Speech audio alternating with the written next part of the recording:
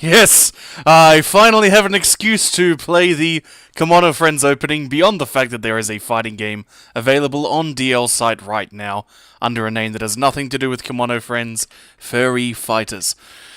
Welcome, once again, after a long distance and absence, to a Pitchies and Pals cast, the most listened to Australian anime fighting game podcast in the world. I will be very briefly joined by some people.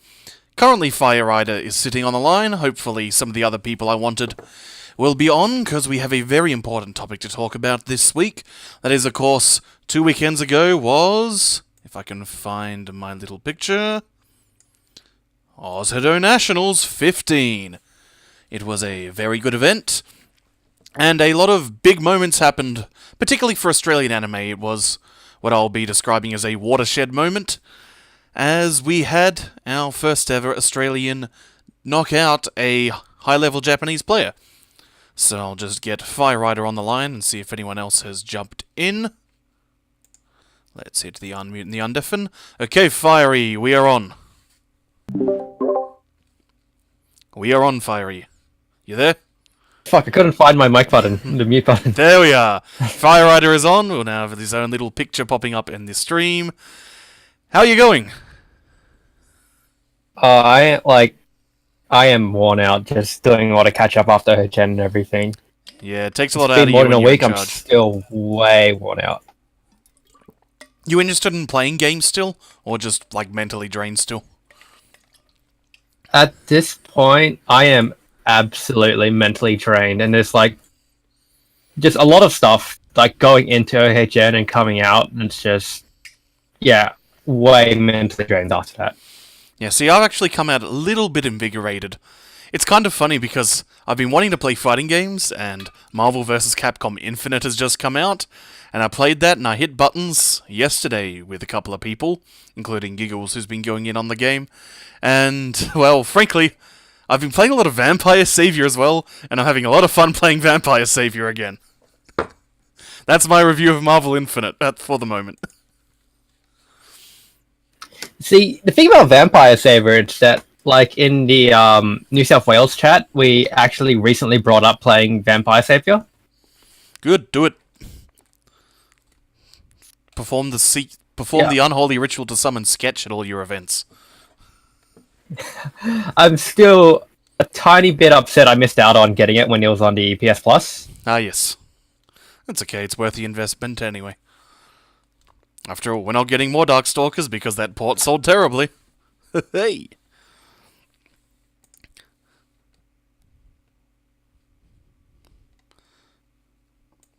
You still there? Okay, yeah, you're still there. Rightio.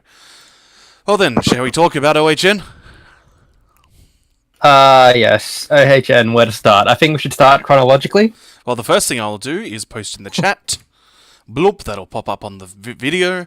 That is a link to the Ozhadou webpage, which contains the results for every single tournament. Even the ones that I didn't know happened. No one actually told me that there was a Skullgirls side tournament, or that the KOF guys decided to do 98 and 02 UM tournaments, because I think I actually had time to enter the 98 one, and I totally would have done that. Oh well. Such is life. I think I was busy playing Vampire Man anyway. We actually, for OHN, we reached big this time and decided that we wanted to get very hands-off for DIY and just let the community run it. We'll give them the space, let them run it, do their stuff. And it actually turned out really well this year. Yeah, I would agree with that. People were playing games and doing the thing.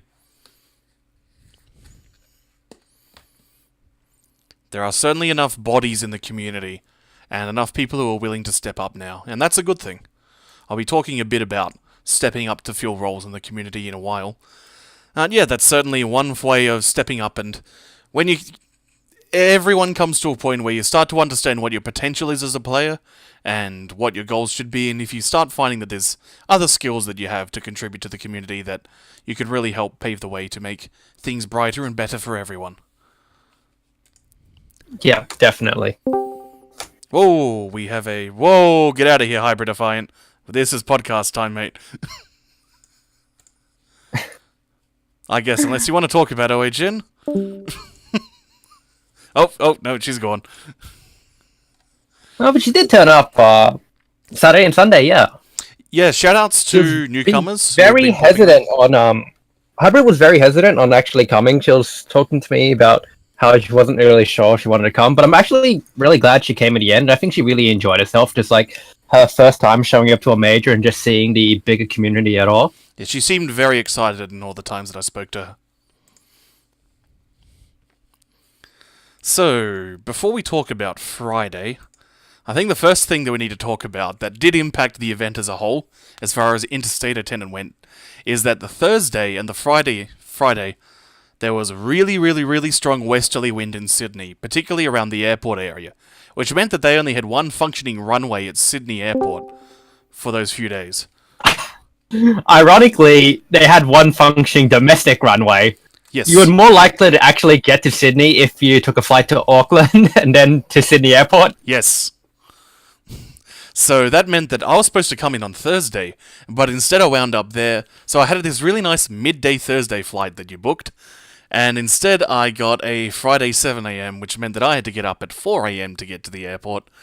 So that was all irritating, and I was very sore and grouchy by the time I actually got to the venue on Friday. And so, there was a point where we were worried that top players like Sam Baxter weren't even going to make it to the Saturday, that they would get in about 10 p.m. on Saturday, but fortunately, things cleared up on the Friday and people were able to get in on time. Yeah, there were some crazy stories about actually getting to the venue. I think a couple of guys actually ended up going to Newcastle and having to train it down. Ha! That probably would have been quicker. Ironically, it actually wasn't. It was, I believe they were from Melbourne, and they took an earlier flight than Javi. Yep. Was also coming from Melbourne, and he actually made it to the venue earlier just because he stayed and took a later flight than them having to go to Newcastle and then taking about a 3 or 4 hour train ride. Well, that's just his Millier experience. He's used to those fast falls and throwing those pins. Clearly, Javi threw the hairpin into the wind, so he was able to cut through and get on that runway. That was terrible. I apologize for that one. It was genuinely pretty awful. And so the greatest tragedy of that Friday was it meant that our boy, my boy, eSports Jim Giggles himself, was not there in time to sign up for Persona 4 the Ultimax Ultra Suplex hold. And so we had a grand total of... Oh, he was I'm pretty there? sure Giggles wasn't even going to make it in the first place. I think there was a brief point where it looked like he would, but... No, he was slated to get in around 10 p.m. I think. Oh no, I think it was about 9 p.m. So he would have made it for the Korean barbecue afterwards. Yes, the most important part of the tournament. And we'll get to that. So, the Persona tournament had 6 entrants, which from memory is the same as Southern Cross Championship. So since that's 2 majors in a row with under 8, I think it's safe to say that Persona 4 is dead at this point, and it's time to move on, accept the loss. The game had a surprising bit of life in Australia, considering it's a game which was pretty much screwed from the get-go due to the regional lockout by Atlas and the, 18-month delay before it actually came out for vanilla. That completely killed any sort of momentum the game was going to have. But every time we ran Persona, some people would come out of the woodwork and bother to enter, and they would still get exposed by Nerk's Shadow Labrys every tournament, including this one, though at least there was no Nerk, no Giggles in Grand Final. It was New South Wales, who loves the games the most, and it was Kyokugen and Mr. Kimball. Dr. Kimball? Dr. Kimball. Yeah, Dr. Kimball. And the biggest problem is that we had a booking for dinner at 8:30, wasn't it? Was it 8:30 or 9:30? Yeah, 8:30. Yeah, 8:30. It was 8:30. But since we ran all the games on the one setup, so we could record them all, and pretty much every game went down to the wire, and the grand final went down to the wire, then had a reset, then went down to the wire, it meant that we wound up about 20 minutes late for dinner. Actually, I'd say about... Yeah, that sounds about right. When we include the faff time and the walking time to get to the dinner, it was about 20 minutes. I'm pretty sure if you check the recordings, you would actually hear me yelling at my guys to get to the restaurant. We need to hold our booking. Oh yeah, if you listen to the recordings, you can hear me talking about how I just wanted to end because I'm hungry and also really needed to take a piss as well. So I'll put a link to the VODs because all the VODs are up now on the official Ozhadou channel. So there's the Persona link, So yeah, I think it's time to move on from Persona. The game had a good run. I'm Giggles not is the quite true so champion. sure about that. Oh, Kokugen's Just, still gonna just try. checking there. Yeah, Kyokugen's still gonna try. New South Wales chat blown up with Kyokugen going, let's play Persona Online. Oh, that's cool. See, my favourite story of Kyokugen playing Persona is the one time that Nerk sat down with Dave at an event. I think it was an SXC or something. He sat down with Dave and said, okay, let's play some Persona, and Dave immediately brushed him off and did something else. Dodge that Shadow Lapras. So, basically I'm saying I won't be running it at SXC. If Wally wants to run a DIY Persona tournament at SXC, they are more than welcome to. I don't have the time or the interest in doing it. If someone brings out a Persona setup, we'll get the Mythical Broske to turn up to SXC. Though, if that'll work, then I'll do it. One more entrant? Yes, that's what we need. So yeah, then we had the fateful Korean barbecue. That place is great because the food isn't particularly the best, but just the idiosyncratic layout of the food inside that venue, where you have a cooling area that contains meat, a very thin barrier, and then there'll be like sushi, apple slices, and custards, and custard puddings. And then in another cooler, you'll get the onion, the pickles, shiitake mushrooms, banana bread, and mandarins. And then all the food's just sitting at the opposite end. Then, like, the soft serve's in an opposite corner to any other food. And so you have to nudge people who are trying to go to the bar to buy alcohol in order to get to the soft serve machine. And then you went from the meat to, like, all the rice and all the side dishes in the middle. Yep. And in the corner, you had the grilled food as well. Yeah, then it's just suddenly, here's some deep fried Yamcha stuff. Cool. I didn't trust the chicken. It was a great but place. The pork and the beef were pretty good there. It was a very Sydney moment. Very Sydney experience. For what you got, we specifically chose that place because it was the only place that could do all you could eat. Yeah. Keep the financials simple. Yes, and I mean, I certainly got some decent quality meat in. I think the greatest part about when we actually got there was that I realized that I didn't actually have enough money to pay up front for everything. Then someone else ran in and did it ahead of you, didn't they? No. I actually had to beg him going, I will pay you back, I swear. I thought today was my day, but I'm actually getting paid on Saturday. Which was exactly what happened. Well, that's a relief. At least you got paid. And at least, I'm pretty sure everyone paid for that dinner. Yeah, I counted it all off. Otherwise, the ultimate lesson from all that experience is, even when you're planning a small tournament, it's always good to prioritize getting the thing done. Always expect the worst when it comes to budgeting for time. You always need to assume not just how long the matches can potentially go, you want some faff time in the event that there's a controller failure, someone's in the toilet, 5 people are on the toilet, sometimes just controllers will die, or you'll just have weird broadcast hiccups, or a console will screw up. It can and will happen. You need to give yourself a bit of extra time when you're planning an event to compensate for that, and just in case things go over. Like, you will always want to have too much time rather than not enough time in your budgeting. And going straight into Saturday from that, we had our Saturday morning fiasco. Yes. There was a lot of, Goichi-san, Juji-han. Juji-han ga ii desu yo. Wakarimashita? So. Hi. So, Goichi was a good test of my terrible Japanese skills. And I mostly was able to communicate all the things I needed to get across as a TO to him. Yes, for the people who didn't know, we actually did not have power for the first 1 hour. We got power literally the second we were scheduled to start Guilty Gear. Well, we got it a little bit before Guilty Gear, I think, so wasn't it an 11 a.m. Yeah, maybe about start? No, 10 a.m. start. We got it about 5 minutes before. Yeah, it was scheduled for 10, and we started at 10:30. Yeah, so I decided to just give the extra half an hour for everyone just to play warm-up matches, make sure none of it's set up for, like, screwed with power issues as well. So was there a story of what caused that? Because we had power all through the Friday. In fact, we'd power hours No early on Friday. idea. Just Oh, wait, I believe it was, Smash. well, the It might GameCube have been short-circuited. Smash. The GameCube Smash did shorted not it. actually have all of their setup set up on Friday. It looked like it, but that's just because of the crowd. Yep. They were hiding the empty tables and everything, so I think that might have overloaded that our little section. Ah, that makes sense. Those CRTs can be a bit of a jerk. And those Nintendo GameCubes, man, most powerful console to ever exist. Strong stuff. Anything else I want to say from the Friday? I think I'll just mention now that the venue itself seemed to be just about the right amount of space. Honestly, the floor area seemed like just only a little bit larger than things like the CQ or the Red Room, if we're going to go with a Sydney comparison. Oh, no. The Red Room is way smaller.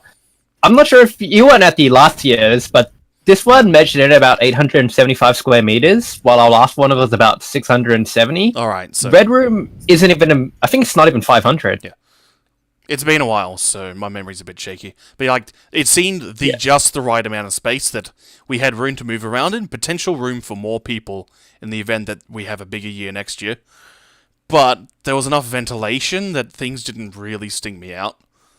And I didn't catch any convention plague, and they provided tons of water, which was great. I was well hydrated the whole time.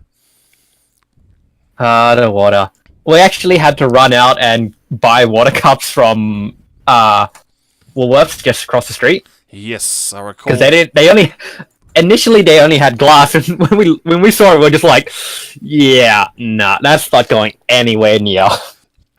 Yeah, but I mean, certainly Victorian events at the CQ always use glasses, but they would tend to look at you a bit angrily if you moved away from the bar area with the glass. But plus, like, paper cups, that was a very good decision and probably a very worthwhile investment. The whole, like, $20 it would have cost. Yeah, we cleaned out the shelves completely. It was great. So anyone planning a party on that weekend? No drinks for you. Guys, drink straight from the bottle. Strong plans. What else do I have? So, Friday was actually the time I got the most Dragon Ball FighterZ experience in. And, of course, that was a weekend which had the beta testing, so lots of people got to do lots of things. If you follow Ando, the Queensland Faust player, or Pen Ninja, the Perth tech guy, I mean, it's best to describe Pen Ninja as a Perth tech guy at this point. They both went in pretty hard on finding tech. As far as just an experience of hitting buttons, the game feels pretty good. Did you play any DB? No, I actually did not get to play any DB at that's all. Fair enough. There was a lot to do at OHN. We were pretty busy. I mean, that's why I just went, okay, this is the only chance I'm going to get to play it, and there wasn't a gigantic lineup throughout the weekend, but there were pretty much always people filling up all the setups, usually with one or two behind, just watching and talking. So, the interest was certainly there. The default button layout for arcade sticks was atrocious, and I would not use that layout, but hey, that's what what happens when you're using a gamepad layout on an arcade stick. So, if I can describe it how I would have input it is like Marvel vs. Capcom 3. So have light, medium, and heavy, where your punch buttons are in Street Fighter. Then where your Street Fighter kick buttons are, you would have special, assist 1, assist 2. How it was instead done was a bit more like a Persona layout, I guess. So you had light and medium as light punch and medium punch. Then light kick and heavy kick. Light kick and medium kick were the special and the heavy button, but special was light kick, and medium kick was heavy, so that's a bit counterintuitive, because it's not the same strength on both rows. Then, your heavy punch and heavy kick were two macro buttons, and your assist buttons were L1 and L2, which are all the way over on the right. So it was never very comfortable for your hand. Was there any way to rebind it? Oh, no. Ooh, But that if sounded people... like a lot of fun. So yeah, just a bit of... This is an awkward thing, and it made it a bit tricky to actually explain stuff to people, since the positions are a bit unintuitive. But it got to the point where I was able to just point to which combinations, since at least all the macros did line up as just plain cardinal directions rather than diagonals. So it was the top 2 for throw, the 2 on the right for teleport, the 2 on the bottom for homing, and all of them for sparking. Sparking's really good. I mean, sparking's basically a Dengeki trump card as far as what it does to your buttons. I want to say I wish I knew what you were talking about, but that's unfortunate. I just did not have any time to even watch Dragon. That's okay, you'll have plenty of time when that game comes out, because people are probably going to want to play it, and it's a pretty fun game. Recommendation from Pichy. I give it a worth playing out of 10. And considering how many games I've played that aren't worth playing, that is a very positive recommendation. So shall we get to the Saturday? Yes. Saturday. Where to begin? Saturday was the best and worst day because there were so many things going on Saturday. Well, it's the main day of the tournament. That's always going to be the hectic time, especially when you're involved in a bunch of side events, like you were trying to get things like the Gundam Boy set up. That's always going to be hectic, especially when you're running late because there was a power failure at the start. So yeah. I think the start of it was that, we had that power failure, but I think we actually put it back really, really well. Yep. We managed to actually catch up, and we were actually scheduled a little bit ahead of time because we tried to rush through our matches. And the thing is, it was only fortunate. It's good because it was only fortunate that we had a smaller bracket than we expected, which is not too bad. But we just had a small bracket, so it's very easy to run through it. Yeah, but we had about 46, 47 entrants for Guilty Gear, which does mean that BAM is the largest Guilty Gear event Australia's ever had, since that was about 70, and this was closer to 50. But yeah, I personally always want to prioritize finishing tournaments ahead of getting every single thing recorded, just because it's so exhausting on both the people operating the broadcast, as well as players who have to hang around. It kind of hurts social aspects, as well as just getting that mental recharge that you need. You need to take breaks. You need to go and get some food and have a bit of quiet sometimes. Yeah. What do I start? No, I think it was alright. I think that my biggest problem with the tournament was that do not try and use Smash GG on mobiles. I do not recommend that. Yeah, the UI is awkward and cumbersome. The second we managed to pull out a laptop, get it hooked up to some kind of Wi-Fi and an iPad, everything just went smooth as butter. Yeah, tablets are fine for it. It's just mobile phones are tiny and awkward. My favorite. In terms of just running the event, that's really all I can say. Just don't use it on a mobile. It was tragedy. Yes. How do you do in tournaments? If you want to at all talk about your tournament performance. Oh, I don't know about tournaments. I actually did pretty much as I would expect, but at the same time, I came out of the tournament just not feeling I did well. Mm-hmm. So yeah, it's kind of gotten me a bit down. I want to just say, oh yeah, I want to rely on the crutch saying that, hey, I've just been TOing. I didn't actually have time to sit down and focus and play the games, but I just don't think I felt satisfied coming out of those matches. I felt like I played really poorly, and it's a bit demotivating. Well, it happens. There's a bunch of SXCs where I've been blown up horribly and been very mad about it. And so my tournament experience started with KOF 14, and I've been in top 8, I think, twice in majors for KOF games. So I usually expect to be somewhere around 10th place in a KOF. And so I have my first match, and it goes pretty much down to... it was 2-0 to my opponent, but they weren't really bad. It was just we were on our last characters and we were both near Magic Pixel, so it could have gone either way, and he made the slightly better calls. Yeah, sometimes you just can't look at the scores. You might look like a sweep when you look at the scores, but when you analyze every single match, they were just really fighting down to the wire. Yeah, so that was whatever. It's just okay. I'll run it back in losers. I'm thinking, it's losers first round, so even in a smaller game like KOF is at this point, you're still going to get some pot monsters, so it's okay, I'll go beat up a pot monster and run it back in losers. So I see my opponent, and it's some guy called Bob_Custard, the custard with a K, and I think, well, that is absolutely a pot monster name. So I'll just bob this pot monster and start my run back. And so I sit down to the cab, and who is it that's sitting next to me? Sam Baxter. So I turn to him and say, "What the hell are you doing here?" And he says, "Hi, I'm Bob Custard." And I then say, "What the hell are you doing in first round losers?" And he says, "Oh, I got matched up with Goichi first round." So I believe Baxter wasn't at the OHN's seeding event, so he didn't get a very good seed. And Actually... wait, no, it wasn't that. It wasn't quite that. There was no seeding. So yeah, there was like, he'd missed whatever thing was mainly being used for the seeding for KOF, and all of his better performances had been in the previous big balance era, because things like SXC, which he did really well, and was still in the 1.x series of KOF patches, whereas we're now in the 2.x series, where things are a bit different, so he didn't get any like SXC related seeding or anything, so I mean, he fought Goichi and he lost. So then suddenly, I got 0-2 in the KOF because I had frickin' Baxter in first round losers. So I went, well, that's a bit crap. Okay, what's my first match in my Guilty Gear bracket? Oh look, it's Bob Custard. Great. Hi Sam, how you doing? Still playing Chip? Well, crap. So, you know, I was botching inputs. I did dumb things. I screwed up a bunch of hit confirms, which meant that instead of my Slayer killing Chip in 5 seconds, I got killed by Chip in about 40. So that was annoying, but then I steadily worked back a fair amount of run back in losers. I got to top 16, and then I lost to good old Awakened Being, the New South Welsh Wick Dude.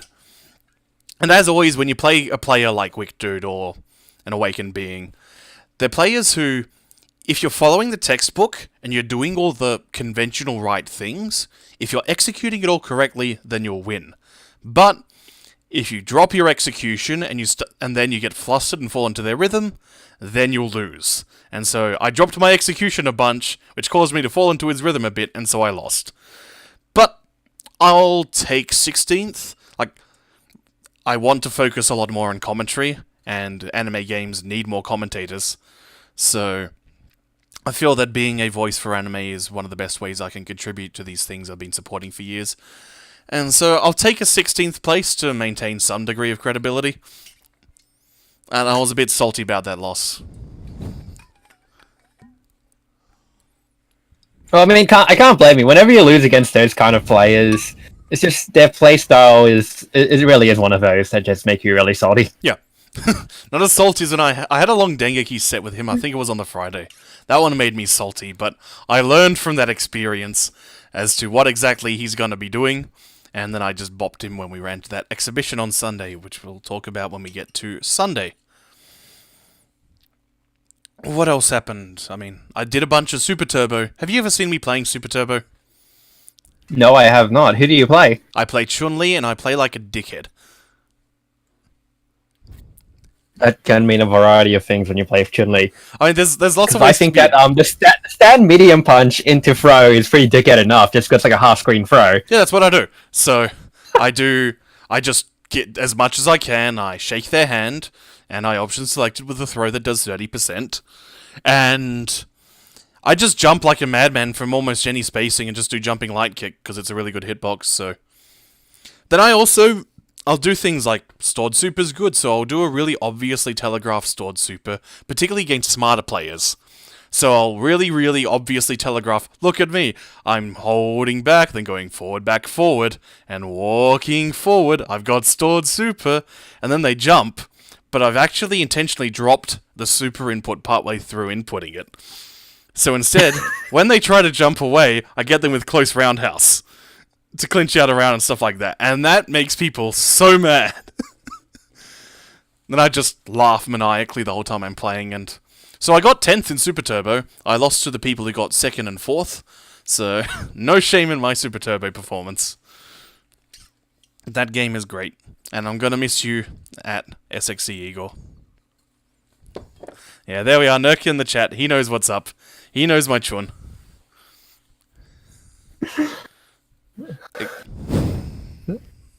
I think Super Turbo is one of those games that everyone needs to at least play once.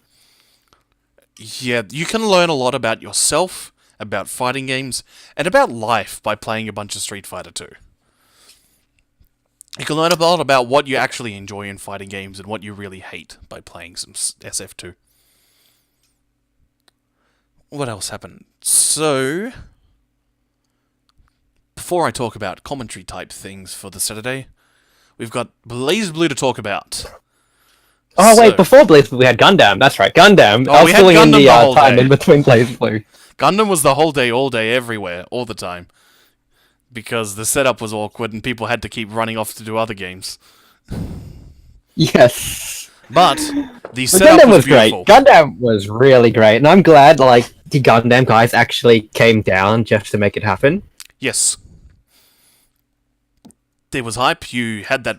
You invested in a big wacky HDMI splitter, so you could have this big TV, which could take the inputs from 4 different setups, which was helpful throughout the event, just so you could see a bunch of tournament matches that were happening at the same time without creating around each individual tournament setup. And for Gundam, it meant that you could see what's happening from each player's perspective. Yeah, it was really good. Actually, my main motivation of just getting that was mainly for the Gundam guys. Yep. But yeah, that cost a significant amount. Now, the people who we expected to win Gundam wound up winning Gundam because they're pretty much the best players. Actually, no. I think I actually expected K8 to win. Which you might not know him. He's also known as Rice from New South Wales. I think he's generally considered to be one of the best players in Australia for Gundam, and he actually wound up coming third. Forte, who's actually really good too, he wound up coming second, and I think Oh yeah, Forte Sin basically carried his team. Yeah, Sin and Steve were. In particular, Sin, I think, is the one who's considered the best player.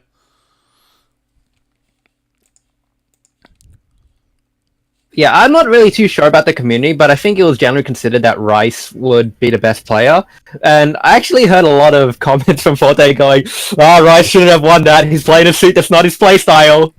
So, yeah, Gundam is a very neutral-heavy game, where it's we've talked about it before. It's a very neutral-heavy game. We can control space, control the pace of the game, especially defined by the characters you pick. Yeah, I'm trying to remember. There was one guy who was playing Ep.10, who's basically the balls-to-the-wall rushdown character. And there were a lot of criticisms from Forte of, he's playing Ep.10, but he really needs to move away from that. Because it's 2-man max. Yeah, that was Rice. That was him. That was Rice. Yeah, that was the... We were hearing it all weekend. That was the pick that Forte wasn't a big fan of throughout the weekend. And hey, who knows what the future holds for Gundam. Hopefully... Well, I mean, I can say right now, if we can get some people to come down and bring Gundam, we can provide the area for it to happen at SXE. Yeah, you hear that, Forte? I hope you're listening. We just add a little dash of you, and then we'll make it happen. It's easy. Just a hint of Just Forte. hook up 4. Just, oh god, setting up Gundam every single time. Well, it's really tiring, but the game is so satisfying to make it worth it. Well, that's what happens when you commit yourself to a game. It's always going to be a bit tiring, but rewarding when you see people having fun and exploring a game, which is what we're here to do. So then, after all that rigmarole, we had BlazBlue Central Fiction 2.0. And there's a couple of stories that came out of this tournament, because, I mean, going in, and I wanted to do a pre-show, but of course, Thursday was a blow-up, so I couldn't come over there and do a Thursday pre-show.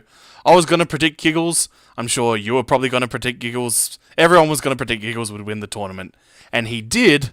I was feeling myself coming into this tournament. I'm going, yeah, I'm feeling pretty good about this. I reckon I can take Giggles. No. Yeah, no. No. The true hero of New South Wales was, in fact, the legendary Wollongong's very own Prods. Put Giggles into losers with the Susanoo.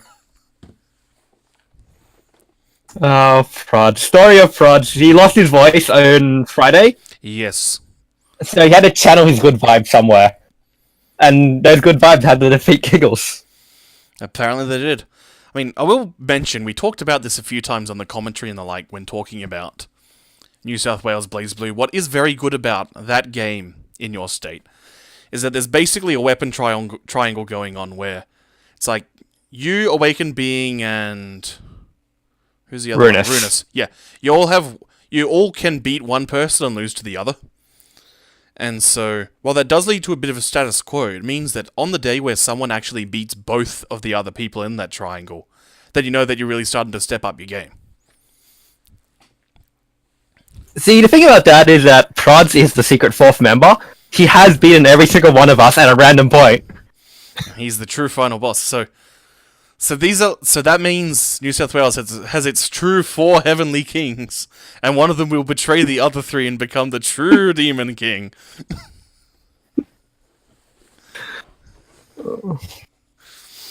So there was so many things that come out of the Blaze Blue tournament. I think we had Ferry playing Stylish Jin. oh yeah, so Fairy, for some reason you allowed stylish mode in tournament, and stylish mode you're very limited in your options. Obviously, because like you have an attack button, a special move button, etc. But there are, due to the way that the game does its auto combos when you're in stylish mode, you often wind up with really janky option selects. Like I remember there was a couple of versions where stylish Valkenhayn, there was a Japanese stylish mode Valkenhayn player who was like 25th Dan, and just destroying people in the arcades because Valkenhayn basically option selected everything if you push the right button. So it's like, if you jumped, he would go do Wolf B. If you did barrier, he would do command grab. If you tried to jab, it would do Wolf A or something like that. It was something like that, so just the auto combo button option selected all of your defensive approaches. So yeah, like, stylish characters, and especially since Jin's got a DP and they're like, yeah, I can totally see Ferry blowing people up with that. When we talk about stylish characters, we have to also remember the stylish Kagura and Evo. Oh yeah. When you have a one-button DP. It's like But yeah, really playing Persona. Most of Blaze Blue went as expected, except Jarvie actually performed really well. Yeah, he did better than I expected, because his Makoto's never really done anything special that I can recall. But he's been steadily plugging away at it, and helps that Makoto has a bit more higher average damage now. Like, Goto gets like 4k meterless.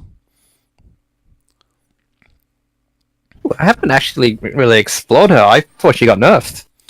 She got like a couple of neutral nerfs, but her damage is higher. I mean, like, that's a CF 2.0 thing across the board. Most characters have better meterless damage than they did in 1.0.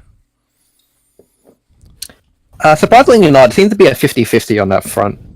I mean, Most of the not top tiers, I guess. but yeah, it's the characters that needed it got better meterless damage. Who cares about the top tier? I mean, Jin's still top, and Izuyoi's still top, so Blaze Blue meta not quite as altered as we kind of hoped. But Giggles came through in the end, and he won, and I was happy. Surprisingly, that match was very, very close. Yeah, Like, King could have lost that at any second, playing against AB. yeah, and Giggles even had to do character switches throughout that set, where initially he was going with Jin, and then he went back to Ragnar from memory, just because having Carnage Scissors allows him to disrespect so much of neutral game and Hiroki, especially since Awakened Being doesn't use the pit enough from memory. He would do a lot of... Oh, actually, 4D. that was one of the things that really changed up for him. He was using a pit a lot more than he normally does. Normally he'd just get thrashed against Giggles if he wasn't using a pit, so... Yes.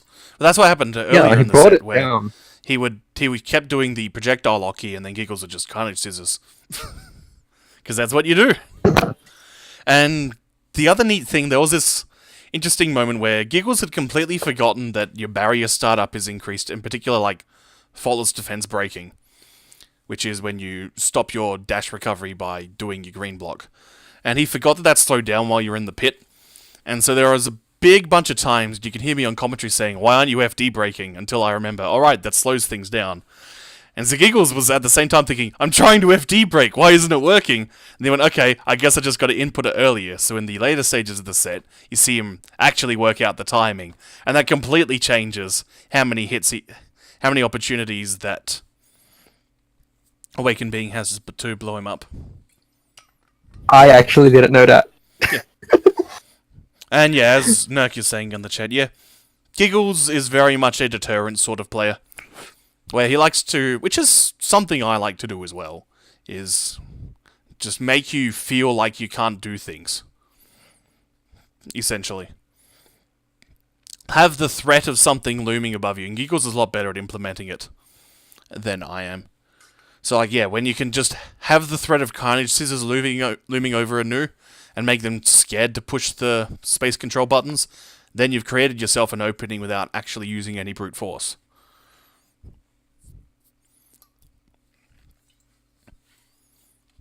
So Giggles won. Apart from that, BlazBlue pretty much turned out as expected. I don't think there was any more upsets apart from not Dave plowing through the brackets as well.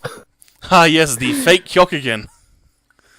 So Kyokugen was caught up in something. It might have been KOF or Super Turbo. I think He just didn't want to play. I think he entered BlazBlue at the start, and in the lead up to OHN, he just started feeling not keen. So on the day, Seraph was just begging me, going, "All right, let me enter his cock again. Let me enter his cock again," and I just let him go with it.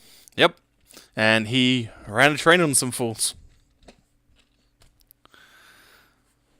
Much like a Nurk in the qualifiers, Nurk entered as Bugret to try and trick people into thinking that our favourite boy was back.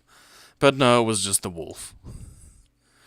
So my final comment for Saturday, and it was actually Prods that triggered me to think about this and write this down in my notes on the day, is I spent a lot of Saturday commentating, and a bunch of people spend a lot of time commentating.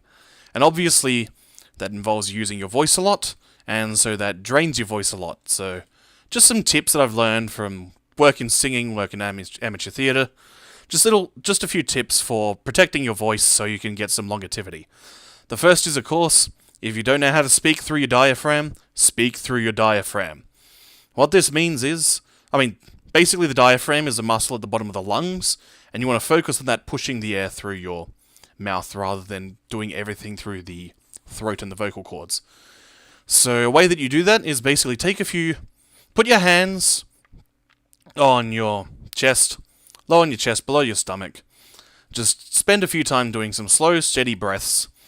Get a good feel for where the air's moving through, and shift your hands accordingly. Get a hand of just getting a feel of breathing in and out a few times. So you've got a sense of where your diaphragm is, and push from there when you speak.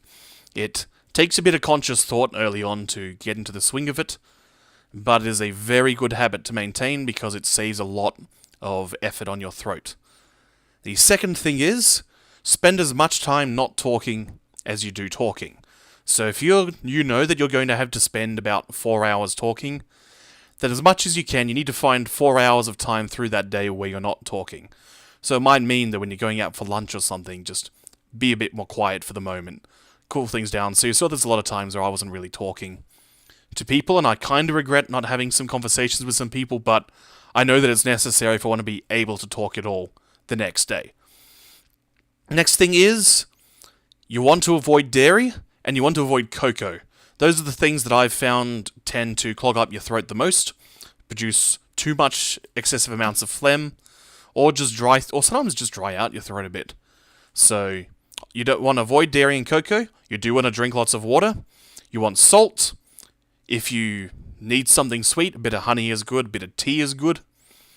But salt and oil and hot salty oil is great.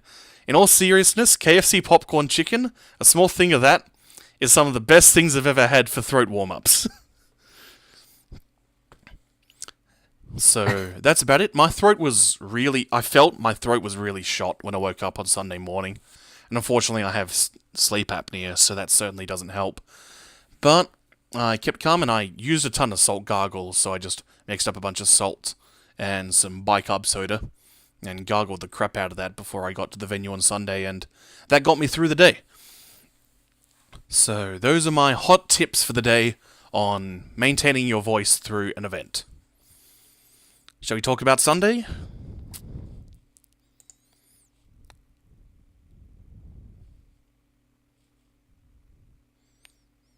What the hell? UFC World is liking my tweet, which is me tweeting out this podcast. Whoa, you've gone silent. Are you still there, Fiery?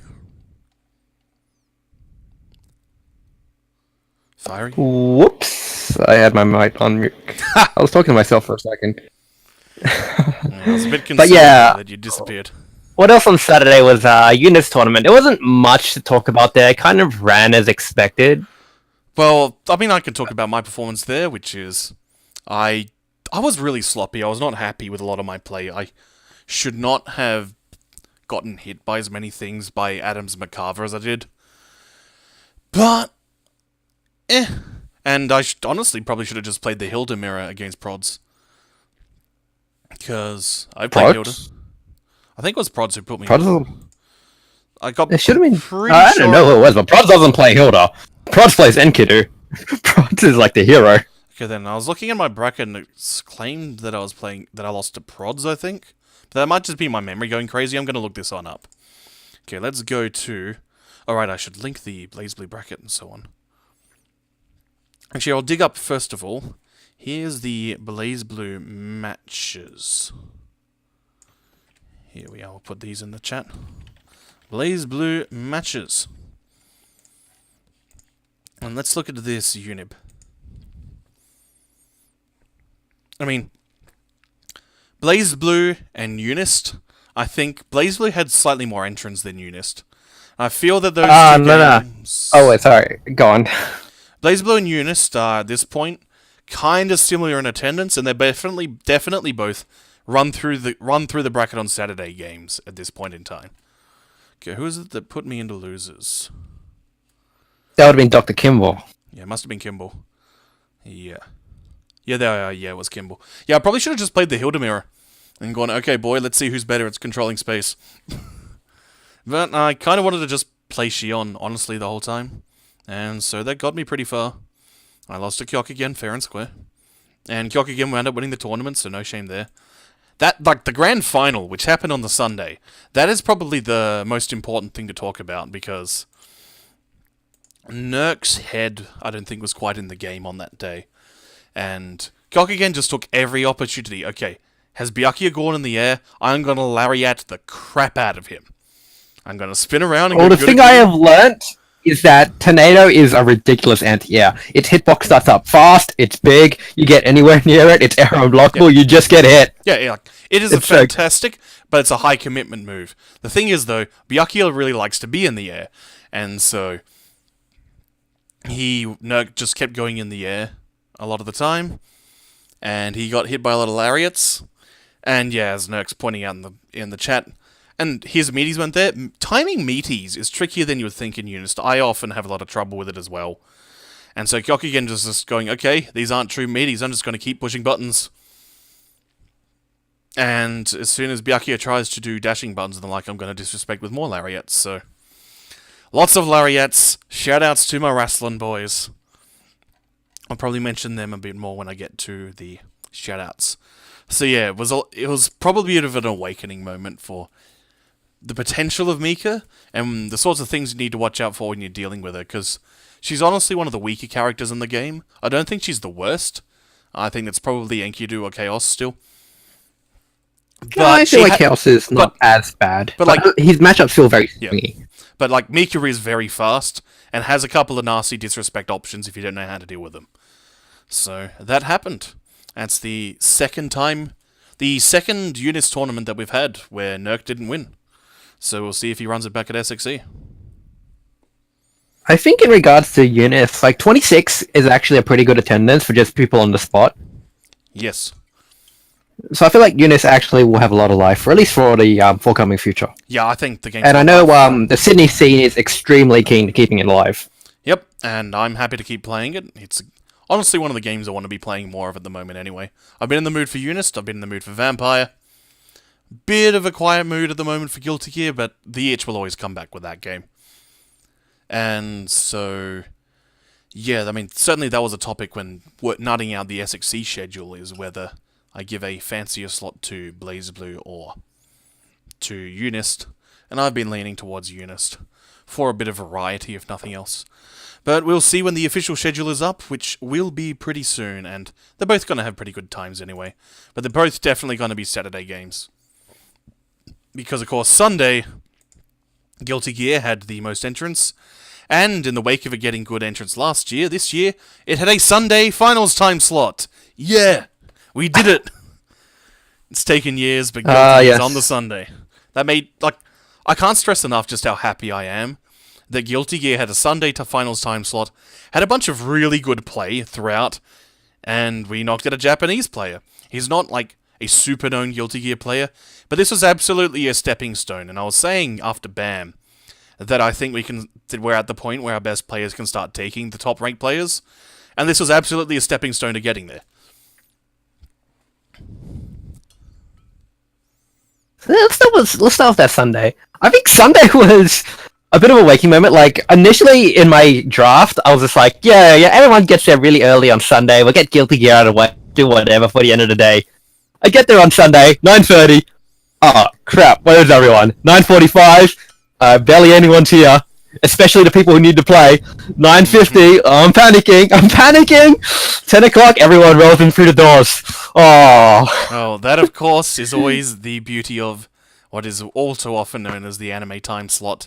The first finals of the day, which honestly is a better viewing time for American viewers. And since American viewers are still the chief source of CPM for your broadcast metrics, you kind of want to have that slot in Australia. But it's 10 AM. I kind of, in some ways, I like having an earlier time slot just to force people to actually go to frickin' bed and rest up. But a lot of people don't, and so you can wind up a bit tired. And so it can still be a bit of a blow up. Thankfully, everyone did turn up, but yeah, the 10 AM is always a bit tricky like that. Yeah, one of the things I like that of 10 AM is just that you just get it out of the way. You come in, get your finals done, and you just go up to your corner and just play anime for the rest of the day. Yeah, it's a nice thing when you're able to do that, but of course a lot of people, it entirely depends on how much your play is, because Saturday night is often just your peak party time, where a lot of people are going, yeah, we're in another state, we're here with our mates, let's go party. I mean, I like to, when I'm on the clock for things, I like to just go to bed, and I'm insufferable if I get under about 8, like, I need 8 hours, as an absolute minimum. I prefer about 9.5 hours sleep. If I get that, I'm good. If I don't, I can be an absolute dick for like half the day. But I know not everyone has those sorts of priorities. And it does sometimes feel like you're not getting your money's worth of social time if you go to bed early on the Saturday. And so these are things which, like strictly speaking, if you really, really care about your optimal performance, then you'll go to bed and be responsible. But in a way, when you're running an event that is as much a party as it is a competitive sporting event, then you need to factor in that people are going to want to stay up and party for a bit and need to sleep in a bit more. It's always a bit of a conundrum. Yep. That's definitely one of the things I'll be looking at in the future. But yeah, I don't really disagree. I think like maybe 12 PM is probably a better slot. I mean, the 12 to 2s are the very nice spots to have your fighting game finals, but you make do with what you got when there's a lot of events going on, and the best way to deal with it is to just rock up to events more, boost those numbers so you get considered to be a more important event for your local scene, and then you get a better priority time slot. And yeah, shoutouts to Runus' dad's earplugs for saving Nurk from my apnea. Apologies, there's not much I can do about that, because back problems force me to sleep flat on my back, and that's when I snore.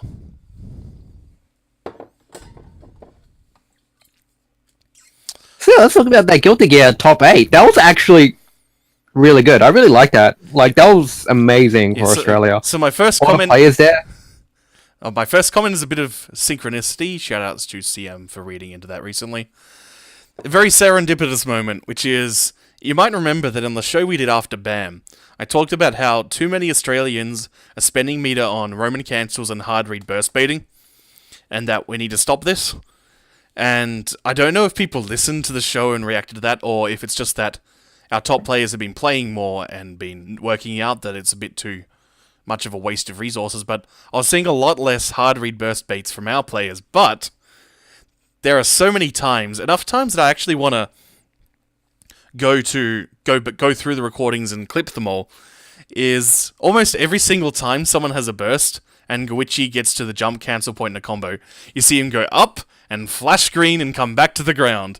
Because he is so hungry to steal people's bursts that he's just doing the most bog standard, like, not even the sort where you try to option select with jump punches. He's not even doing that or try any sort of reactive plays. No, I'm just going up and holding faultless defense and praying that you're gonna burst in. Basically, no one bit when Goichi was baiting these at any time. Yes, Adam is in the chat, and yeah, we'll get to Adam's play. It was pretty great, and he threw a burst in grand final. Oh, I didn't. Oh, wait, did he? Yeah, he did. Yeah, and then his burst in turn got thrown by Audacity in the money match, which we'll get to. But yeah, the play was really good. There's some fun little moments, like how Nurk and Ferry are both Soul players, and then they've both switched away from Soul since BAM. So we wound up with Jam versus Elfelt in what would traditionally be the Soul Mirror. And yeah, matches were really good. Obviously, I wanted my boy Giggles since first through third places of all the major card games got copies of Marvel vs. Capcom Infinite from memory. Oh, actually, I don't remember. It was a weird distro. It was. Yeah, I think it it ended up very being wacky. third place only. Anyway, I just wanted Giggles to win 2 copies of the game, so then I could take one of the copies of the game and not have to spend $120 on it.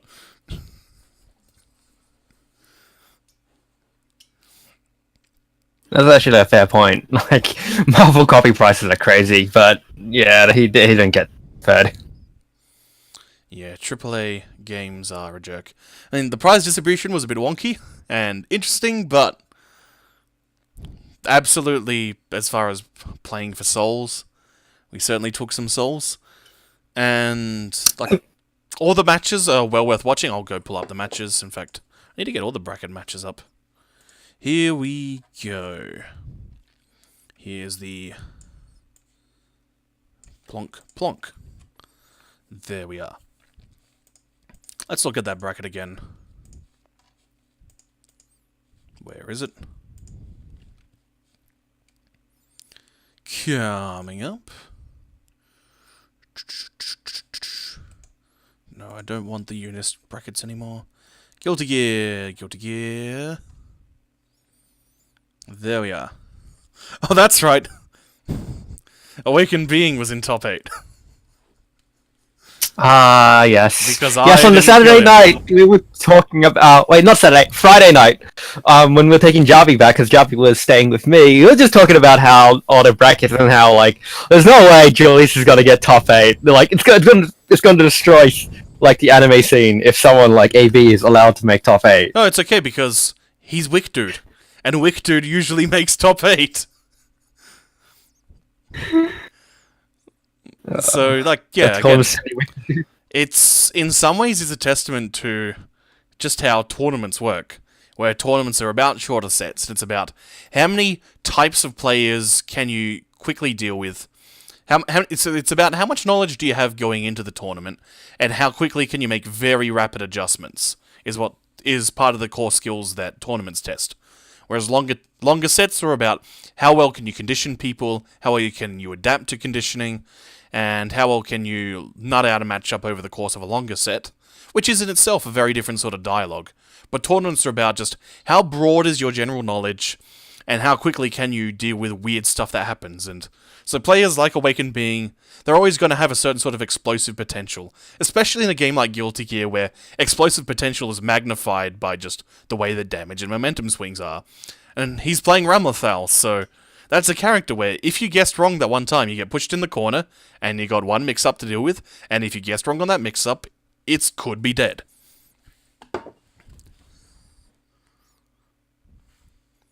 But he got killed by Sin, so good job. He got killed by a Sin and a Johnny. So, like, those are definitely characters that blow up that style of play.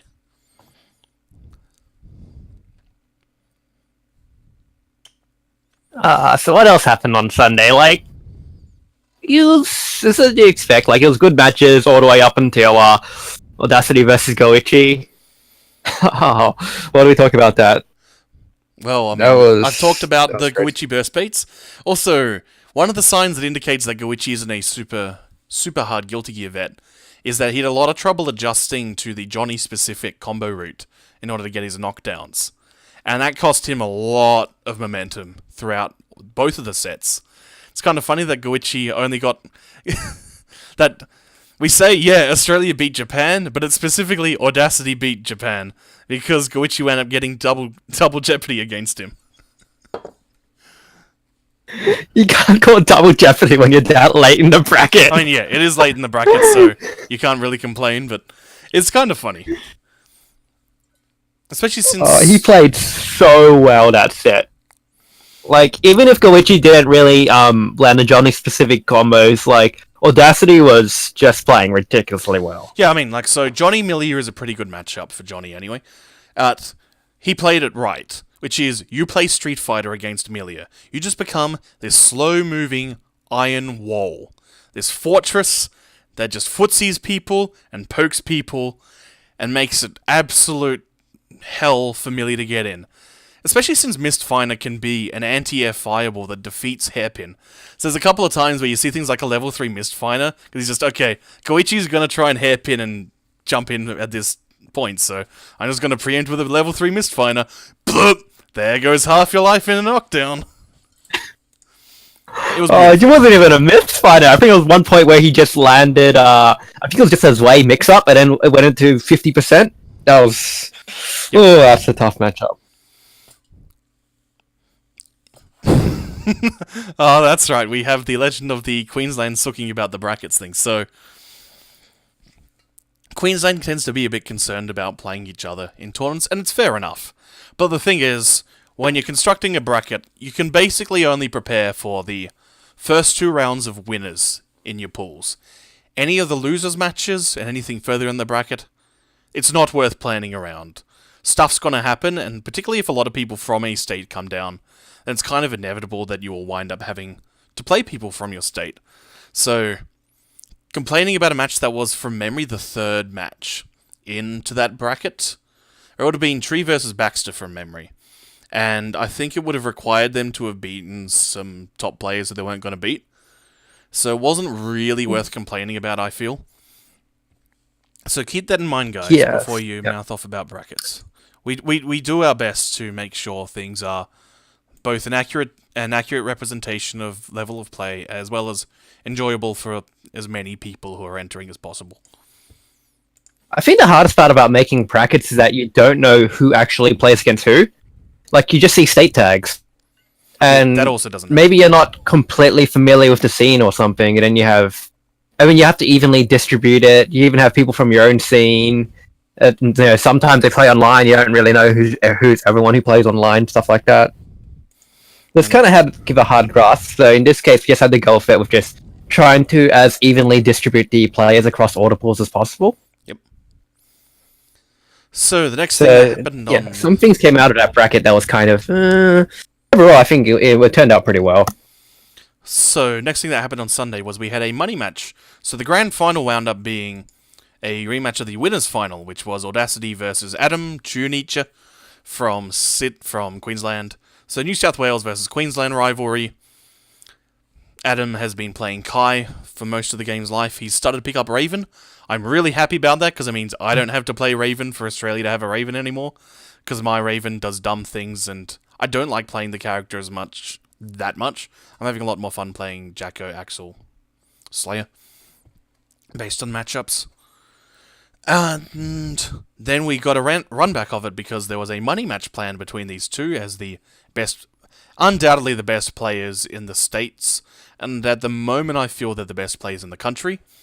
And then there was a big first to 5 money match where there was hundreds and hundreds of dollars on each side and side bets. The best thing about this is that we had a way to keep making noise and keep getting attention on Guilty Gear during Injustice. So they were making a bit of noise, and then most of our boys were just making ridiculous noise as that match was getting more and more tense. And then crazy things like throwing a burst to clinch out the match itself happened. Good times, very entertaining. I think the best part was the comments afterwards that I've gotten were things such as, "You guys are blocking so much instead." Like, everyone was crowding around so much they couldn't actually go watch Injustice, and some people just round up walking past my big TV and just standing there and just watching the rest of that Guilty Gear. It was great. Have you got the VODs up? Because I presume that one's just on your YouTube channel. Yes, that's actually on the Ozhadou channel. It should be anime exhibition matches. It's just like the whole cart of all the stuff. Oh, here we are. So I had it timestamped in there. Yeah, here we are. Done. There it is. Yes, we have remarks that Yuki and Sentinel should travel more. And yeah, they should. I like Yuki. Yuki's a cool dude. Good bloke, that guy. The next thing, so the other thing that, I don't know if it was just Adam and company playing heels, but I do want to make a bit of a comment about when you're in a money match, and it's off of the main stage. Because it's on the main stage, obviously it's the tournament organizers and the stage organizers' responsibility to make sure things are good, but when you're in a money match, it's always going to be tense, and it's always going to be stressful, and there's always going to be a huge amount of noise, especially if there's a lot of money riding on it, because people want to do everything they can to make sure they win their money. So the heckling's going to be even more intense than in tournament. A lot of the time, there's going to be in some ways there's going to be a lot more stress, but also, since it's not on the main area, you're probably not going to have optimal setup. You might not have decent noise-cancelling headphones, you might not have the most comfortable seating, and you just gotta deal with that stuff. Learning how to deal with additional forms of stress and external influences is a very important part of any sport, and you just gotta hold that sometimes. I've played tournament matches where I've been on a stream stage at places like Melbourne, and had people heckling me, and you just gotta deal with it, and learning to do so can make you a much stronger player, as it can help you keep calm in those stressful situations. I think people should have sympathy for me. I was sitting next to Sig. That guy was popping off hard. He was half the venue. Yeah, that noise. So shout outs to Sig. Wonderful. Being really loud, being really hype. Yeah, it was great. So, what were the other exhibitions we had? So then was the Unist finals, and we've already talked about them pretty much. Then we did the Dengeki thing, I believe. Oh, hang on. There was Blaze Blue. Okay, I know it was a blow-up, but there was Blaze Blue. Oh yeah, there was apparently... I played a first to 5 against Giggles. It ended up being like a 5-1. I did. You I ended up being a 5-1. I allegedly played Blaze Blue. Now, I hope you've learned a lot about what you need to work on for that set. I trying to remember what was happening during that set. I think that's when I was playing a bunch of Vampire Savior. Yeah, I believe it was, but I actually felt like that set is a lot closer than the scores looked.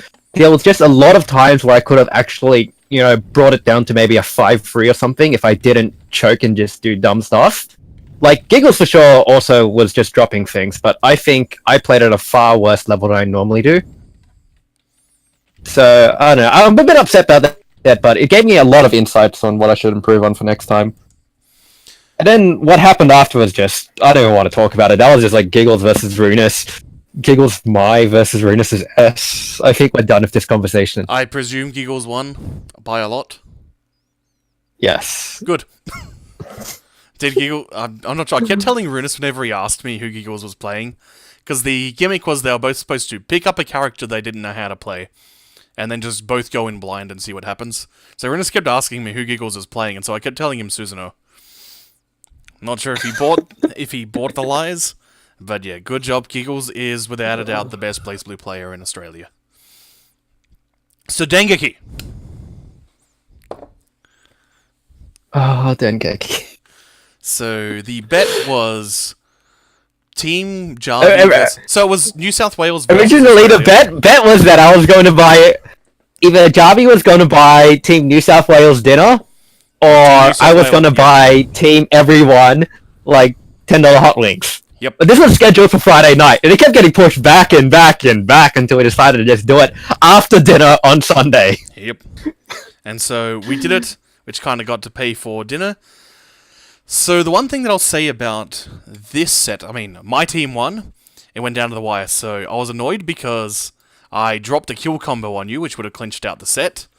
The other story is, Ferry Ferry, with his almighty, I'm gonna do standing B into level 2 super. I'm not even gonna do A, B, C into special move into super. This is my combo. He kept saying, I've got the third strike hit confirms, and then he dropped it a couple of times and I got mad. So that mopped up the first 3 characters of your team, but then... So I want to talk Hell about... no, like, Ferry had the trump card reads. Ferry's trump card reads in those sets. Oh my god. Yeah, he had some pretty sick DP reads. So, I played Awakened Being a bunch, I think it was on Friday. And I had not played Dengeki since BAM. And so I was doing all sorts of sloppy stuff. My mental stack had dropped all the important little niggly details. And I kinda had them back by the end of Monday. So, I need to actually play that game a bit more regularly just to keep all the little things that you can do to maintain momentum correctly in mind. But anyway, I was doing things like trying to do meaty lows, and Awakened Being's the sort of guy who will just... If he thinks you're gonna do lows, he's just gonna mash Universal Overhead on Wake Up over and over again. And so I was falling for dumb stuff like that on Friday, so I remembered how to play the game on Sunday, and I beat him up. It felt pretty good. Oh, Dengeki. Sitting down on Sunday was the first time I played Dengeki since BAM. Yep. That was terrible. But then, on Monday, since I wound up being stuck in New South Wales for an extra day, we did get to play... Yumi and Javi got to play a bunch. And... First thing that we thought that we would do some sort of match involving Team Anime TOs versus some other sort of team in Dengeki. I think what we should do is do that at SXC if we can. Do Team Anime Dengeki TO, so Yumi and Javi versus a 6-man of other people team. And see how that goes. I think that would be the right amount of handicap that we could maybe make something out of this. Do that as a gimmick. The other thing that I liked was there was some point late, I think it was when we were at dinner on Monday night, that Javi said, you know, this game's actually pretty good. Because, like, you and Javi have been making jokes about Dengeki, but I think it was because I was playing with you and I was doing the push block option selects, I was doing the offensive option selects, and playing a bit more of the neutral and the throw game, I think that was the first time that Javi really clicked on, hey, this game has a really interesting shimmy game, and interesting because a lot of how you open people up in Dengeki is built around establishing rhythms and then using staggers to blow up things like the push block option select. Because you can option select throw tech with push block, but it loses to staggers. And so it was then there was, okay, now I'm starting to get how the flow of this game actually works. And, I mean, I have a draft sitting somewhere on my hard drive. Because I made about half of a match analysis video when I was watching a lot of Neo Zeong matches, who's the #1 Kirino player. Just because I want to talk about, like, the game has a lot of really interesting, good old-fashioned conditioning going on in that game. And that's why a lot of the Melty Blood gods and the like Jin and Goichi and so on were playing a lot of Dengeki quite seriously for real in Japan for a number of years. Because the game actually rewards a lot of good old-fashioned play. Yeah. What I did on Monday... I'm not really sure. I don't believe you. I don't believe those words out from Javi's mouth. The second we got back on Sunday night, right after tearing down OHN... You were just doing Match Invincible Runbu Super. And... Well, that's, I think, the first time either of you had actually really played some Rentaro. Because Rentaro is top tier for a reason. He's got Bandit Bringer, and he's got Stun Dipper, and they're plus. Yes. That was the first... I've actually played a bit of Rentaro, like, way before, but I think this is the first time where I've actually just sat down and played Rentaro properly. I played him in And Halo. what you saw on Monday, it was not compared to what was not shown on Sunday night. Like, 4 AM DGen, it's exactly what you'd expect. It was terrible. It should remain forever a legend. Yeah, it was 4 AM play in a game where you can just do reversal supers. But yeah, I think Javi learned a bit about, hey, this game is pretty cool. I think we're at a point where there's enough freaking games out that we don't need to do a Dengeki push. But if we want to do some more gimmicky exhibition matches for hilarity, I think we can get some life out of some actual quality play in some of those if we bother to do so. For me, I'm actually Dengeki was probably the most fun I had throughout all of OHN. Sorry guys, but Dengeki was my highlight of OHN. It's a good game to muck around in. And it's a good game where if you Like, actually know how to play it seriously, it's pretty satisfying, while also still being silly. The second I sat down on Monday and just chilled out and just straight played Dengeki on OHN, that was just fabulous. I mean, So I think that's really what made it so good. Like, I'm not a big after-party fan, because I like... Around that time is when I'm starting getting tired. Like, I live on a farm, and I'm used to getting up at certain times and going to bed to certain times. And so when it gets to... Even if I am staying up a bit later, I do like to just have a few hours of just quietly assessing how the weekend went, and just with a couple of people just pushing buttons in some games for a bit. And that's basically what we got to do on Monday. Yeah. The talk of pushing buttons in games, Death Cargo. Oh, my first proper experience with Death Cargo. Oh, yes, so... I I brought the Death Cargo, and you experienced it, and we didn't do enough vertical wrapping. And we didn't turn invisible enough times. Sometimes when we play that game, the characters will just start vanishing when they're jumping. Like, Nova has it as an ability, but sometimes just everyone will start doing it. People just start disappearing when they jump. So, maybe it's, like, the true origin of where the Araka invisibility gem comes from. In that mysterious unknown fighting game. For a period of time, I actually thought the dick kicks were a special move. They might have been. I can't remember which dick kick you were doing. The plasma ones. Oh, where he just kept his... Yeah. Oh, yeah, the repeated one? That's a special move.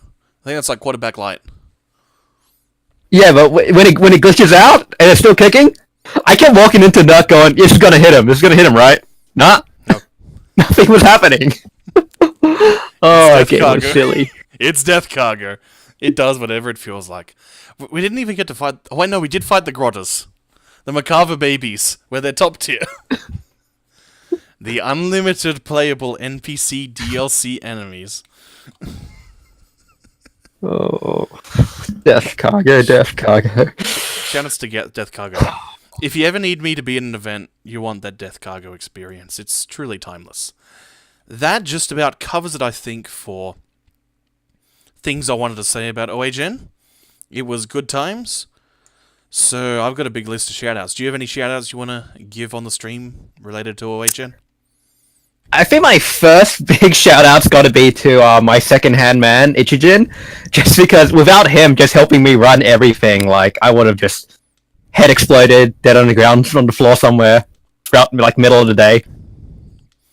So, if you're ever running a major tournament, you need a second-hand man to just help you do anything. Nah, you don't. You know, this is unless you're Pichy, like, you're gonna be crazy at SXC every year. And that's just me being a workaholic. When I'm on the clock for something, I don't stop. I also want to give a big shout-outs to just Forte and Termo for actually helping bring just a setup. Yep. The Gundam was good. Forte especially for bringing like half the Gundam gear as well. Yep.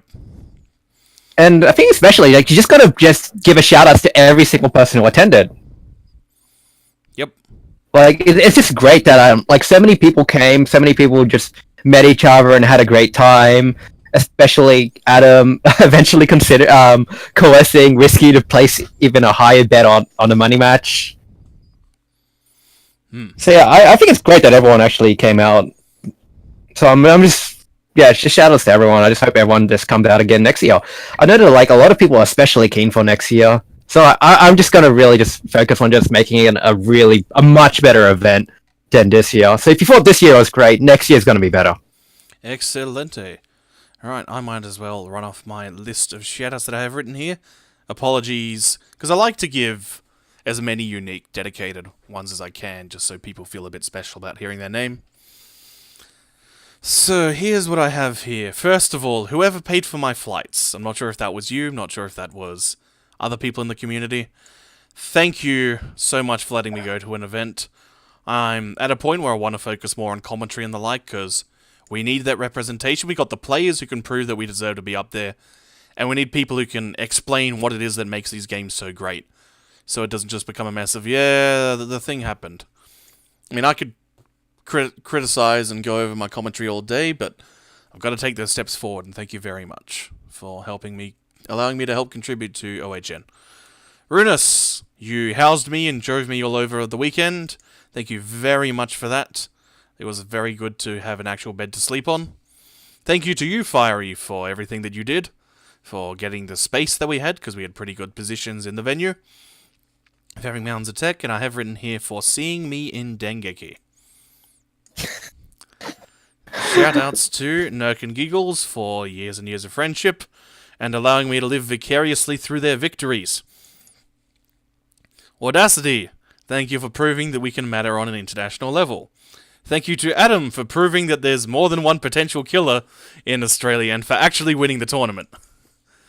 Shoutouts to Jarvie for inspirational stoicism in and out of the tournament. Jarvie is pretty much always cool as a clan. Very little phases him, it's great. Thank you to Forte and the Gundam crowd for repping Gundam and helping support additional variety of games. Thank you to Kyok again for calling out everything Nurk did. Byakuya sucks, what a geek. Thank you to Zeeg. Zeeg, big shoutouts to you for your interest in commentary as well. I hope that your losses, particularly in Eunice, didn't break your will too hard this time. I remember that time you died pretty hard mentally after losing a bunch of Eunice games. Also, funny thing, so you're pretty great as a color guy, and I don't think I conveyed it well enough to you, but I actually wanted you to go in pretty hard on color commentary whenever I was with you, but since I'm fairly forceful and tend to dictate the pace of how the commentary's going, I think you got caught up in my rhythm of trying to keep it a bit cleaner when I actually wanted you to get a bit more dirty and rough. Like, not necessarily lots of swears, but I wanted more color out of you. So, being able to maintain a personality regardless of who you're working with is something to work on. Thank you to Awakened Being for not bringing the gotcha force I have written here, because finding a CRT to actually play that on would have been a bit hectic. Also, thank you, because I actually got really pretty darn salty about losing to you in Guilty Gear, and it's really put me in the mood to actually be playing more fighting games. So, thank you for that. Shoutouts to Bob Custard, aka Sam Baxter, for gatekeeping me in half of my tournament brackets.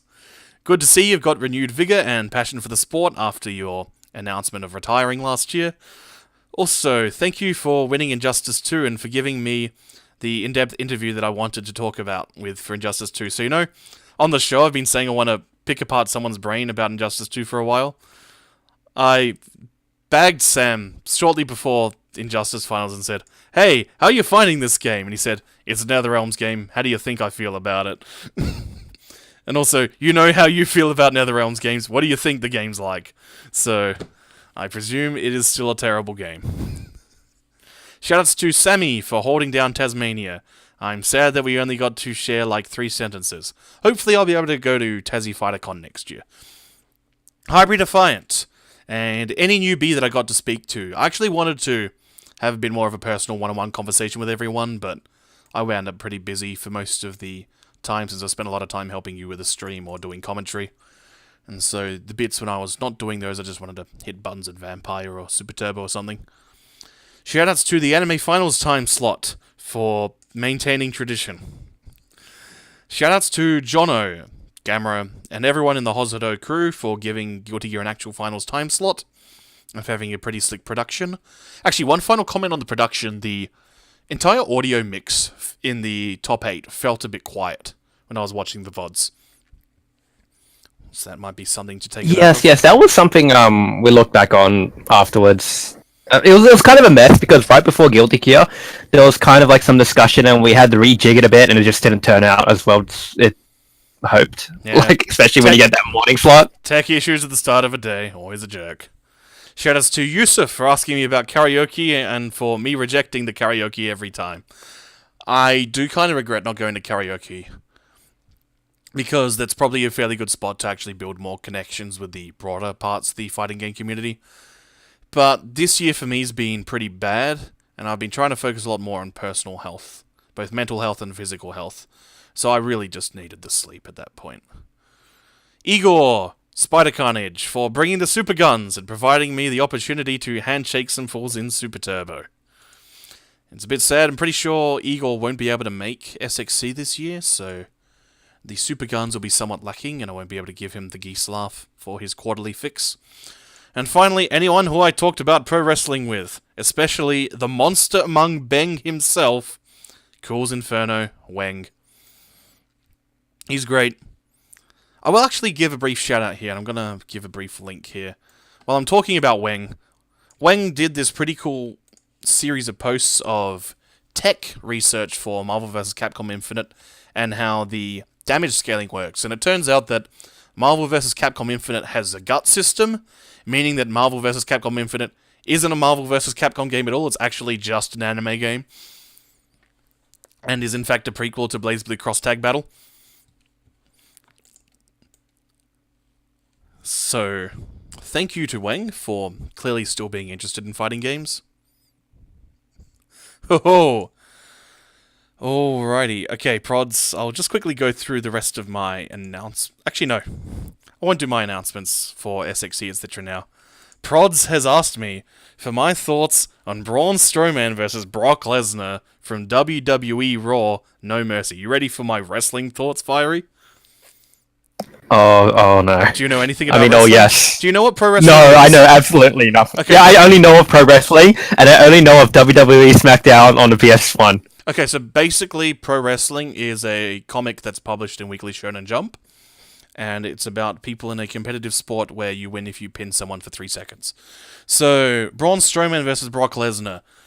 That match was a pretty gigantic letdown, and it's funny because on paper, the match should work. It was a Paul Heyman match, where two big dudes just do their big finishing moves over and over again until they're over. The problem, and it's basically the exact same match that Brock Lesnar had with Samoa Joe earlier in the year. The difference is, Samoa Joe has been in the business for like 15 years, and he has genuine martial arts experience. So he knows how to put together a good professional wrestling match. With an opponent where it's tense, and it's tough, and it's bloody, and it's violent, but it's also a good fake sporting match. Braun Strowman is very, very new to the business in general, and he's got no actual combat sports experience, so he cannot put together a pro wrestling match, and he got booked in a pro wrestling match. And so they were doing moves in the middle of the ring, nice and clean, and that's not what you want to see. What you want to see with Braun Strowman versus Brock Lesnar is this big dude in Brock Lesnar, who's this very grizzled, seasoned veteran. He's this tough dude. He's been a UFC World Heavyweight Champion. You want to see him know how to tear someone apart. And Braun Strowman, he's basically a monster from a kaiju movie. He's this big, cumbersome thing. He moves like Combat LaVie, if I use a Super Robot anime reference, where he's got all the acceleration and top speed in the world, but no handling. He does not know how to turn. He builds up a head of steam, he barrels towards something, and either he kills the crap out of the thing when he contacts it, or he misses and he dies, and that's his one spot in every match. So what this match needed to be was two big dudes having a fight. Like this absolute slobberknocker brawl. They just hit each other and hit each other. They punch. They chop each other. They slam each other into tables. So, you have a bunch of security guards or a ref or something. Try to pull them away at some point. And they just beat the crap out of some extra refs. You know, like that Undertaker-Shawn Michaels match. The one that sets up the Hell in a Cell match, where it's like Shawn Michaels keeps running away and trying to tricking the Undertaker into hitting the refs by accident and knocking them out cold. So the Undertaker gets so mad he starts picking up the refs and throwing them at Shawn Michaels. We needed stuff like that. Just this big dude hitting the crap out of the other big dude in this big bloody mess. Instead, we just got a professional wrestling match with a guy who doesn't know how to really put together professional wrestling. That's why that match didn't work. That tag team match, though, was super great. And once again, Antonio Cesaro is one of the best men in the company, and you should put approximately half of the company's belts. Basically, the way the belt distribution that company needs to be is that Cesaro has all the belts on Raw, and Rusev has all the belts on SmackDown, and then they just fight each other forever. And then Asuka has all the other belts, because she's female Goldberg and she's awesome. and one of the greatest turnarounds in a career I've ever seen. So, that's it for my wrestle talk for the moment. I actually want to do... So my current goals as far as this show and podcasting is going is that I need to buy... I'm not happy with my audio mix at all. So I want to actually invest... I've been starting to budget to get an actual audio mixer and some decent XLR microphones. And I want to have enough actual microphones that I can do some more local podcasting and do some talk. It might be some pro wrestling talk with some mates. Also just a bunch of film and animation discussion, because I've got a bunch of topics I've lined up. And I just need better local recording to get that all in place. Finally, SXC. Let's turn off this pick. Let's replace this pick with this. Okay. Well, hey. So, shoutouts to everyone who asked me what the status of SXC is. Unfortunately, details hadn't been started to be signed off. Basically, a lot of stuff got signed off on the day after SXC happened. Just on the Monday was when sponsors and the like started to do sign-offs. So, SXC, it's going to be at the Adelaide Uni again. It's going to be familiar, yet a different experience as far as venue goes. November 24th, 26th, we said before. The main game lineup is Street Fighter V, Marvel vs. Capcom Infinite, Smash Melee, Smash 4, and Injustice 2, Tekken 7, and Guilty Gear Xrd Rev 2. I can tell you with 100% certainty there will be, as lower tier tournaments, there will be a BlazBlue and there will be a Unis tournament. I might have the time to run a Vampire Savior tournament, and I'm really in the mood for running some Vampire Savior tournaments, just to see what happens. I know Sketch won't be able to make this year, but I want to run some Vampire and see how it goes, because we got good console ports for that. If Gundam guys can come down, we can accommodate the space for you to do Gundam. And finally, so, get your tickets in for SXC. It's always a fun event. We won't have I can also guarantee that we will not have a 10 AM time slot for Guilty Gear Xrd on the Sunday. I'm not going to say anything else about scheduling, but I can pretty much guarantee you that. Finally, down here, we are having the old-fashioned SAFGC monthly tournaments again. We've got a new venue, which is, when I get the events page back up and running.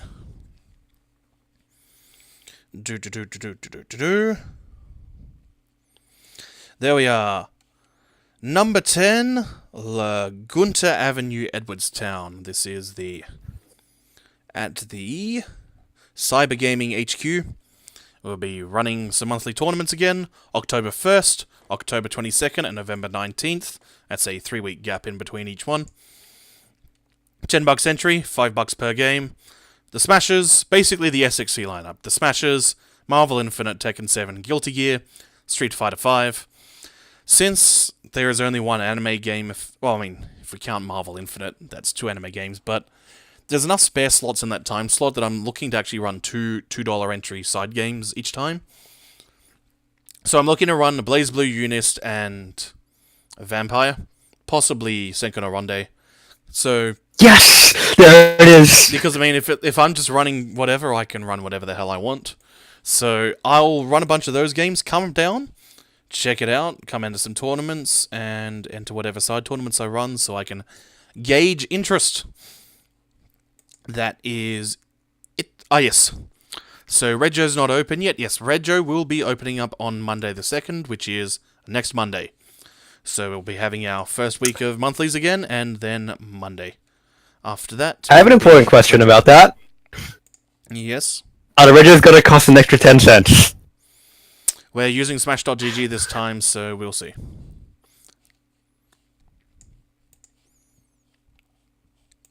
I think that was a good story from last year's SXC. Javi trying to avoid the Javi dodging the 10-cent tax. Oh. That's why you know he's a scumbag who plays Milia and Jacko. Alright, you got any final events to bring up? Or shoutouts, or any sort of plugs? In regards to events, I think for Sydney, our last event of the year is actually going to be the coming YSB. That's going to be October 28th. So, yeah, all the standard details. I don't actually know what the game lineup is going to be. It's probably going to be some sort of Gundam. I'm looking to run some kind of Gundam. But I think this YSB is mostly going to be focused on GG and Unist. Cool. So, yeah, October 28th, the last YSB of the year. Yeah, other than that, I've got nothing. I've already booked my ticket. I've already booked my tickets to SXE. Have you booked the tickets to go to the Miku concert as well? How did you know? Or are you actually going to the Miku concert? I don't know. Like, I gotta check. I was very tempted to. Because that's in like 2 days' time. So. Is it? I thought it was next week. Oh no. I guess not then. I thought it was like next week. Because I mean, like, if you were down this weekend, then I'd say, hey, we should hang out. You can watch the football with me. Yeah, watch the Crows in the grand final. Yeah, nah. Bloody awesome, mate. Back-to-back premieres, 97, 98. Kana Crows, you beauty. Thanks for listening, everyone. We'll be back to the regular schedule, so we should be on, at the very least, in 2 weeks' time, on the Tuesday. Back to a normal. Yeah, unless I wind up acquiring more equipment and wrangle some nerds to talk about film and things. In the meantime, thanks for listening. We'll talk to you again after a while.